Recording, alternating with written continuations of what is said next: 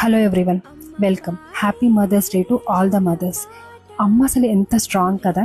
ఎందుకు అలా అంటున్నాను అంటే, అమ్మలు ఎమోషనల్గా పిల్లల విషయంలో ఎంత వీక్గా ఉంటారో అంతే స్ట్రాంగ్గా వాళ్ళ పిల్లల్ని ఎవరైనా ఏమన్నా అంటే అది చివరికి హస్బెండ్ అయినా సరే ఒప్పుకోరు. అది అమ్మ అంటే. నాకు మా మమ్మీ చాలా one of the strongest women అనమాట. అండ్ తను చేసే ప్రతిదీ కూడా నన్ను చాలా ఇన్స్పైర్ చేస్తుంటుంది.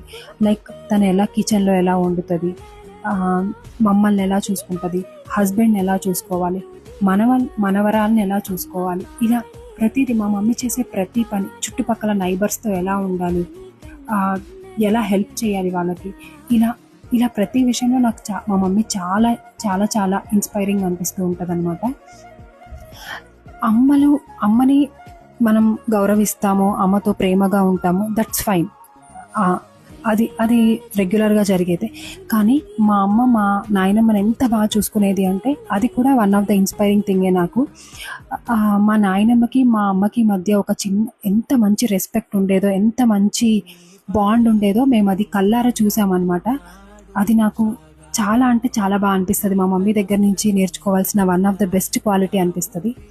నాకు మ్యారేజ్ అయిపోయిన తర్వాత మా మమ్మీతో నాకున్న బాండ్ చాలా పెరిగింది. నేను ఈరోజు ఈ మాత్రమైనా వంట చేస్తున్నాను అంటే దానికి రీజన్ మా మమ్మీయే అనమాట. తను అంత బాగా స్టార్టింగ్లో నేర్పించేది. నా పెళ్ళైన కొత్తలో నేను ఇక్కడ పకోడీ వేస్తున్నానంటే అక్కడ మా మమ్మీకి టెన్షన్ వేసేది అనమాట. అంత అంత అన్ని క్వశ్చన్స్ అడిగేదాన్ని అండ్ అంతగానో చెప్తూ ఉండేదన్నమాట. ఇలా రాలేదు, అలా వస్తుంది అని చెప్తూ ఉండేదాన్ని. అండ్ ఆఫ్టర్ డెలివరీ నేను అసలు డెలివరీ అనేది మా మమ్మీ లేకుండా నా డెలివరీని ఊహించుకోలేను అనమాట. నా డెలివరీ అనేది పీక్ కరోనా ఫస్ట్ వేవ్ టైంలో జరిగింది. సమ్హౌ యాక్చువల్గా మా మమ్మీ నా దగ్గర ఉండకుండా వెళ్ళిపోవాల్సింది, కానీ మమ్మీ ఒక 1 వీక్ అని అడిగినందుకు ఉంది. సో ఆ టైంలోనే కరోనా స్టార్ట్ అయింది. ఇంకా లాస్ట్ ఆ టైం అంతా మా మమ్మీ నా దగ్గర ఉండిపోవాల్సి వచ్చిందనమాట. ఇంకా అలా డెలివరీ అయిపోయిన తర్వాత నాకు మిల్క్ ప్రొడక్షన్ అనేది అంత బాగాలేదనమాట. నేనేంటంటే ఆల్మోస్ట్ గివప్ ఇచ్చేసాను, ఇంకా నా వల్ల కాదు అని. కానీ మా మమ్మీ మాత్రం అస్సలు గివప్ ఇవ్వలేదు. నేను మా పాపకి 1.5 year వరకు ఫీడ్ ఇచ్చాను అంటే అది ఓన్లీ బికాస్ ఆఫ్ మా మమ్మీ వల్లనే. Thank you so much for everything mummy. ఏం చేసినా కూడా నీ రుణం అనేది మేము తీర్చుకోలేము, థ్యాంక్స్ ఏం చెప్పుకోలేము.